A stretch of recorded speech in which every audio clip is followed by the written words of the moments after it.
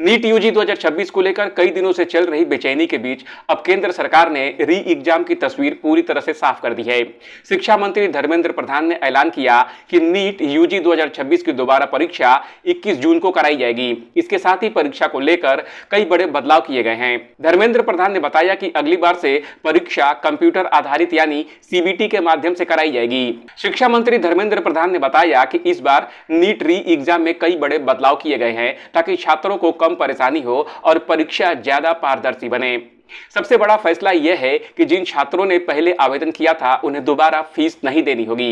इतना ही नहीं, जिन छात्रों की परीक्षा फीस को लेकर शिकायतें थी उन्हें रिफंड कर दिया जाएगा।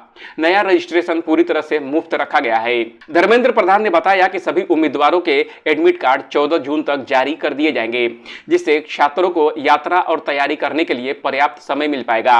इस बार छात्रों को अपनी पसंद से परीक्षा केंद्र चुनने की सुविधा भी उपलब्ध कराई गई है। पहले कई छात्रों को दूसरे शहरों में सेंटर मिलने की शिकायतें सामने आई थी, जिसके बाद यह बदलाव किया गया है। नेट यूजीसी 2026 की री एग्जाम में छात्रों को 15 मिनट का अतिरिक्त समय भी मिलने वाला है। माना जा रहा है कि सुरक्षा जांच और नई प्रक्रिया के कारण की भरपाई के लिए यह फैसला लिया गया है। एनटीए इस बार की परीक्षा केंद्रों पर बायोमेट्रिक जांच, डिजिटल निगरानी और सख्त सुरक्षा व्यवस्था लागू करने जा रही है ताकि दोबारा किसी भी तरह की गड़बड़ी न हो।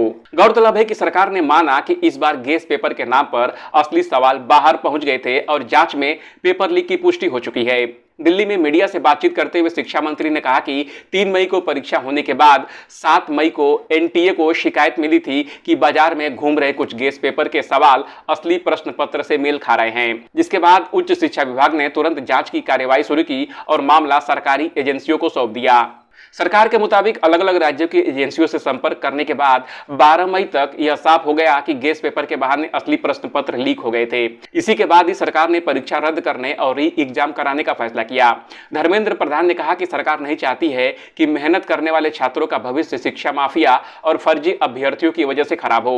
उन्होंने माना कि री एग्जाम को लेकर देश भर में छात्रों के बीच 2 तरह की राय थी, लेकिन सरकार की जिम्मेदारी थी कि निष्पक्ष समाधान निकाला जाए। इस अपडेट पर आपका क्या कहना है, कमेंट कर में जरूर बताइएगा।